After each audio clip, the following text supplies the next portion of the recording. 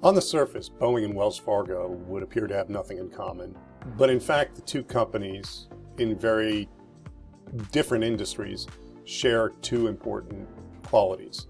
Number one, they were both respected, if not revered, in the investment community. And number two, they subsequently went off the rails. I wanted to make this video because I think those two companies are important reminders of the dangers in investing of what I call fire and forget. Making a fundamentally smart investment decision based on a business that you've analyzed, but not subsequently monitoring that investment closely enough and being skeptical enough of your original investment argument to detect when that investment has now become something that actually is a departure from what you originally invested in. Boeing is a great example. Everybody has recently read about the news or heard the news of the problems they've had. That company was famously run by engineers. They were the ones who called the shots. And the company the 747 was a pioneering product in global aviation. And they had famous world-class quality control. And then the financial types took over from the engineers. And it's been a topic of conversation with investment circles for a long time of how Boeing was no longer run by the engineers. And you could draw a line between that development and the subsequent problems they've had. It's not as if the problems they've had were a given or inevitable, but it's hard to look at how the company changed and view them as a surprise. Wells Fargo is a little bit more subtle in that the problems were possibly harder to detect. I mean, this is a company, a bank that Warren Buffett famously is invested in, and Charlie Munger, two of the greatest investors of all time.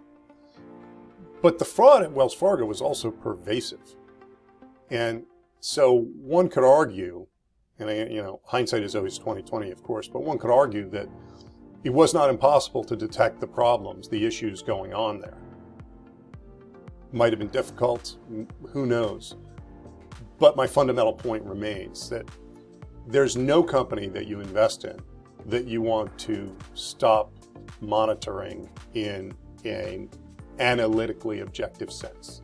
I try to maintain a certain skepticism regarding all of the companies that I invest in.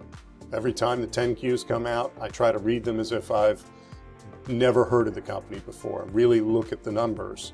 There was a company that I wrote an article about for the FT, I'll put a link below talking about it, where I had a sizable investment in it, and it was going very well.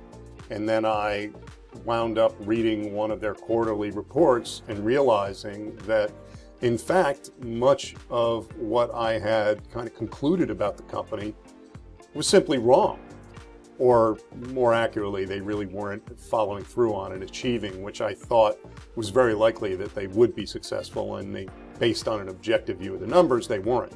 I'll put a link to that below. And that company, by the way, of course, when I sold the stock, it continued going up, which for quite a while, and it made me look wrong. And then they went bankrupt for the reasons that were very transparent if you looked at the numbers and viewed them objectively.